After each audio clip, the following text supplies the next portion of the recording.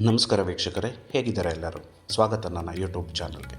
ವೀಕ್ಷಕರೇ, ಈ ದಿನ ನಾನು ತುಂಬಾ ಸಿಂಪಲ್ಲಾಗಿ ಆ್ಯಂಡ್ ಅದ್ಭುತವಾದ ರುಚಿಯನ್ನು ಹೊಂದಿರುವಂತಹ ಎಗ್ ರೈಸ್ ಮತ್ತು ಎಗ್ ಚಿಲ್ಲಿನ ಮನೆಯಲ್ಲೇ ಹೇಗೆ ಮಾಡ್ಕೊಳ್ಳೋದು ಅನ್ನೋದನ್ನು ನಾನು ನಿಮಗೆ ಹೇಳ್ಕೊಡ್ತೀನಿ ವೀಕ್ಷಕರೇ, ನೀವು ಇಲ್ಲಿ ತನಕ ನನ್ನ ಚಾನಲ್ನ ಸಬ್ಸ್ಕ್ರೈಬ್ ಮಾಡ್ತಾಯಿದ್ರೆ ದಯಮಾಡಿ ನನ್ನ ಚಾನಲ್ನ ಸಬ್ಸ್ಕ್ರೈಬ್ ಮಾಡಿ, ವಿಡಿಯೋನ ಲೈಕ್ ಮಾಡಿ, ಆದಷ್ಟು ಜನಕ್ಕೆ ಶೇರ್ ಮಾಡಿ ವೀಕ್ಷಕರೇ.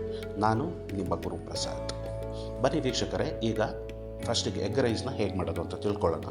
ಮೊದಲಿಗೆ ವೀಕ್ಷಕರೇ, ಬಾಣಲಿ ಇಟ್ಟು ಅದಕ್ಕೊಂದು 3ರಿಂದ 4 ಸ್ಪೂನ್ ಎಣ್ಣೆ ಹಾಕಿ, ಅದಕ್ಕೆ ಹಸಿರು ಮೆಣಸಿಕಾಯಿ ಹಾಕಿ, ಅದಾದಮೇಲೆ ಮೆಣಸಿಕಾಯಿನ ಹಾಕಿ, ಇವೆರಡನ್ನೂ ಕೂಡ ಎಣ್ಣೆಯಲ್ಲಿ ಚೆನ್ನಾಗಿ ಬಾಡಿಸ್ಕೊಬೇಕು ವೀಕ್ಷಕರೇ. ಚೆನ್ನಾಗಿ ಬಾಡಿದ ಮೇಲೆ ಇದಕ್ಕೆ ನಾನು ಕ್ಯಾಪ್ಸಿಕಮ್ ಹಾಕೋತಿದ್ದೇನೆ. ಕ್ಯಾಪ್ಸಿಕಮ್ ಹಾಕಿದರೆ ಎಗ್ ರೈಸಿಗೆ ಇನ್ನೂ ಆ್ಯಡೆಡ್ ಟೇಸ್ಟ್ ಕೊಡುತ್ತೆ ನಿಮಗೆ ವೀಕ್ಷಕರೇ. ಹಾಗಾಗಿ ಇದಾದಮೇಲೆ ನಾನು ಒಂದೇ ಒಂದು ಸ್ಪೂನು ಶುಂಠಿ, ಬೆಳ್ಳುಳ್ಳಿ, ಮೆಣಸಿಕಾಯಿನ 3 ಪೇಸ್ಟ್ ಮಾಡಿರೋ 1 ಸ್ಪೂನ್ನ ಹಾಕ್ಕೊತಾ ಇದ್ದೀನಿ ವೀಕ್ಷಕರೇ. ಹಾಕ್ಕೊಂಡು ಇದನ್ನು ಕೂಡ ಎಣ್ಣೆಯಲ್ಲಿ ಚೆನ್ನಾಗಿ ಮಿಕ್ಸ್ ಮಾಡ್ತಾಯಿದ್ದೀನಿ. ಎಲ್ಲ ಮಿಕ್ಸ್ ಮಾಡಿದ ಮೇಲೆ ಇದಕ್ಕೆ ಒಂದು ಟೊಮೊಟೊನ ನಾನು ಕಟ್ ಮಾಡಿ ಇಟ್ಕೊಂಡಿದ್ದೀನಿ ಸಣ್ಣದಾಗಿ, ಅದನ್ನು ಕೂಡ ಹಾಕೋತಾ ಇದ್ದೀನಿ ವೀಕ್ಷಕರೇ. ಈ ಎಲ್ಲ ಪದಾರ್ಥಗಳು ಎಣ್ಣೆಯಲ್ಲಿ ಚೆನ್ನಾಗಿ ಮಿಕ್ಸ್ ಆಗಬೇಕು ವೀಕ್ಷಕರೇ. ಈ ಟೈಮಲ್ಲಿ ಒಂದು ಸ್ವಲ್ಪ ಉಪ್ಪು ಹಾಕ್ತಾ ಇದ್ದೀನಿ. ಉಪ್ಪೆಲ್ಲ ಹಾಕಿದ ಮೇಲೆ ವೀಕ್ಷಕರೇ, ಇಲ್ಲಿ ನಾನು ಇಬ್ಬರಿಗೆ 4 ಮೊಟ್ಟೆ ಇಟ್ಕೊಂಡಿದ್ದೀನಿ. 4 ಮೊಟ್ಟೆನ ಒಡೆದು ಹಾಕಬೇಕು ವೀಕ್ಷಕರೇ. ಈ ಮೊಟ್ಟೆನ ಒಡೆದು ಹಾಕಿದ ಮೇಲೆ ವೀಕ್ಷಕರೇ, ಆ ಎಲ್ಲೋ ಪಾರ್ಟನ್ನು ಫಸ್ಟ್ ಎಲ್ಲ ಕದ್ದಿಡ್ಕೊಳ್ಳಿ. ಅದಾದಮೇಲೆ ತುಂಬ ಜಾಸ್ತಿ ಸೌಟ್ ಇದು ಮಾಡೋಕ್ಕೆ ಹೋಗಬೇಡಿ.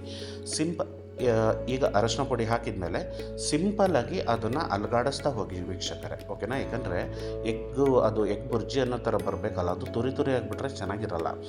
ಎಗ್ ರೈಸ್ ಅಂದಮೇಲೆ ಆ ಎಗ್ಗು ನಾಲಿಗೆಗೆ ಸಿಕ್ಕಿದ್ರೇ ಅದ್ರ ಟೇಸ್ಟ್ ಇನ್ನೂ ಒಂಥರ ಆ್ಯಡೆಡ್ ಆಗಿರುತ್ತೆ ಅದಕ್ಕೋಸ್ಕರ ಹೇಳ್ತಾ ಇದ್ದೀನಿ ವೀಕ್ಷಕರೇ. ಇದಾದಮೇಲೆ ನಾನು ಇಬ್ಬರಿಗಾಗೋವಷ್ಟು ನಾನು ರೈಸ್ನ ಇದಕ್ಕೆ ಹಾಕ್ಕೊತಾ ಇದ್ದೀನಿ. ಅದಕ್ಕೆ ಚಿಲ್ಲಿ ಪೌಡರ್ ಹಾಕ್ಕೊತಾ ಇದ್ದೀನಿ.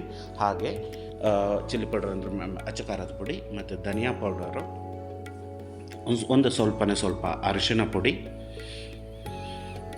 ಹಾಗೆ ಸ್ವಲ್ಪ ಪೆಪ್ಪರ್ ಪೌಡ್ರು ವೀಕ್ಷಕರೇ. ಇನ್ನು ಯಾವುದೇ ರೀತಿ ಗರಂ ಮಸಾಲ, ಚಿಕನ್ ಬಿರಿಯಾನಿ ಪೌಡರು ಮತ್ತು ಸೋಯಾ ಸಾಸು, ವಿನಿಗರು ಏನು ಬೇಡ ವೀಕ್ಷಕರೇ. ಇದಕ್ಕೆ ಇಷ್ಟನ್ನು ಹಾಕ್ಬಿಟ್ಟು ಚೆನ್ನಾಗಿ ಮಿಕ್ಸ್ ಕೊಡಿ ವೀಕ್ಷಕರೇ. ಅನ್ನ ಗಂಟು ಇರಬಾರ್ದು, ಎಲ್ಲ ಹುಡಿ ಆಗೋ ತನಕ ನೋಡಿ ಈ ಥರ ಒಂದು ಇದು ಮಾಡಿ. ಮತ್ತು ಫೈನಲ್ ಟಚ್ಗೋಸ್ಕರ ಅರ್ಧ ನಿಂಬೆಹಣ್ಣನ್ನು ಹಾಕ್ಬಿಟ್ಟು ಚೆನ್ನಾಗಿ ರೆಡಿ ಮಾಡಿದರೆ ಆಗೋಯ್ತು ವೀಕ್ಷಕರೇ. ಇಷ್ಟೇ ಸಿಂಪಲ್.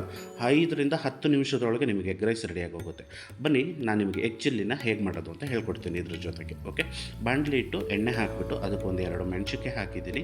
2 ಮೆಣಸಿಕಾಯಿ ಮತ್ತು ಅದಕ್ಕೆ ಒಂದು ಈರುಳ್ಳಿ ಹಾಕಿದ್ದೀನಿ ವೀಕ್ಷಕರೇ. ಇದೆಲ್ಲ ಎಣ್ಣೆಯಲ್ಲಿ ಬಾಡಬೇಕು ಚೆನ್ನಾಗಿ. ಓಕೆ, ಈರುಳ್ಳಿ ಎಷ್ಟು ಬಾಡುತ್ತೋ ಅಷ್ಟು ಟೇಸ್ಟ್ ಕೊಡುತ್ತೆ ನಮಗೆ ಅಡುಗೆಗೆ. ಹಾಗೆ ಇದಕ್ಕೆ ನಾನು ಒಂದು ಅರ್ಧ ಕ್ಯಾಪ್ಸಿಕಮ್ನ ಯೂಸ್ ಮಾಡ್ಕೊಂಡಿದ್ದೀನಿ ವೀಕ್ಷಕರೇ. ಇದು ಕೂಡ ಅಷ್ಟೇ. ಇದಾದಮೇಲೆ ನಾನು ಶುಂಠಿ, ಬೆಳ್ಳುಳ್ಳಿ, ಮೆಣಸಿಕಾಯಿ 3 ಪೇಸ್ಟ್ ಮಾಡಿ ಇಟ್ಕೊಂಡಿದ್ನಲ್ಲ ಅದನ್ನೇ ಹಾಕ್ತಾ ಇದ್ದೀನಿ. ಇದೆಲ್ಲ ಕೂಡ ಎಣ್ಣೆಯಲ್ಲಿ ಚೆನ್ನಾಗಿ ಬಾಡಿದ ಮೇಲೆ ನಾನಿಲ್ಲಿ 2 ಮೊಟ್ಟೆನ ಬೇಯಿಸಿ ಇಟ್ಕೊಂಡಿದ್ದೆ. ಆ 2 ಮೊಟ್ಟೆನ ನಾನು ಈಗ ಒಂದೊಂದು ಮೊಟ್ಟೆನೂ ಕೂಡ 4 ಪೀಸ್ ಮಾಡಿಬಿಟ್ಟು ನಾನು ಅದಕ್ಕೆ ಹಾಕ್ತಾಯಿದ್ದೀನಿ ವೀಕ್ಷಕರೇ. ಓಕೆ, ಈ ಮೊಟ್ಟೆನ ಇದಕ್ಕೆಲ್ಲ ಹಾಕಿದ ಮೇಲೆ ವೀಕ್ಷಕರೇ, ಅದನ್ನು ಚೆನ್ನಾಗಿ ಒಂದು ಸತಿ ನೀವು ಈ ಥರ ಒಂದು ಸತಿ ಫ್ರೈ ಮಾಡ್ಕೊಳ್ಳಿ ಅಷ್ಟೇ, ಸಿಂಪಲ್ಲಾಗಿ.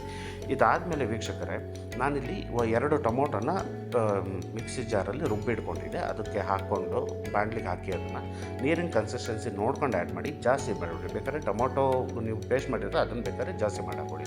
ಈಗ ಇದಕ್ಕೆ ನಾನು ಅಚ್ಚ ಖಾರದ ಪುಡಿ, ಧನಿಯಾ ಪೌಡರು, ಬ್ಲ್ಯಾಕ್ ಪೆಪ್ಪರು, ಹಾಗೆ ರುಚಿಗೆ ತಕ್ಕಷ್ಟು ಉಪ್ಪು ಮತ್ತು ಸ್ವಲ್ಪ ಅರಶಿನ ಪುಡಿ ಹಾಕ್ತಾಯಿದ್ದೀನಿ.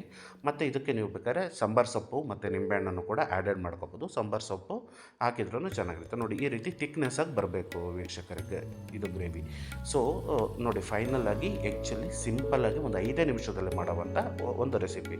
ನೀವು ಕೂಡ ನಿಮ್ಮ ಮನೆಯಲ್ಲಿ ಟ್ರೈ ಮಾಡಿ ವೀಕ್ಷಕರೇ. ಈವನ್ ಬ್ಯಾಚುಲರ್ಸ್, ಮಹಿಳೆಯರು ಎಲ್ಲರೂ ಕೂಡ ಮಾಡ್ಕೊಳ್ತೀನಿ. ಒಂದು ಸಲ ನಾನು ಹೇಳಿದ ರೀತಿಯಲ್ಲಿ ಎಗ್ ರೈಸ್ ಆ್ಯಂಡ್ ಎಗ್ ಚಿಲ್ಲಿನ ಕಾಂಬಿನೇಷನಲ್ಲಿ ಮಾಡ್ಕೊಂಡು ತಿನ್ನಿ ವೀಕ್ಷಕರೇ. ಅದ್ಭುತವಾದ ರೆಸಿಪಿ ಇರುತ್ತೆ ವೀಕ್ಷಕರೇ. ನೋಡಿದ್ರಲ್ಲ ಈ ನನ್ನ ವಿಡಿಯೋನ. ನಿಮಗೆ ನನ್ನ ವಿಡಿಯೋ ಇಷ್ಟ ಆಗಿದ್ದರೆ ಚಾನಲ್ನ ಸಬ್ಸ್ಕ್ರೈಬ್ ಮಾಡಿ, ವಿಡಿಯೋನ ಶೇರ್ ಮಾಡಿ ವೀಕ್ಷಕರೇ. Thank you.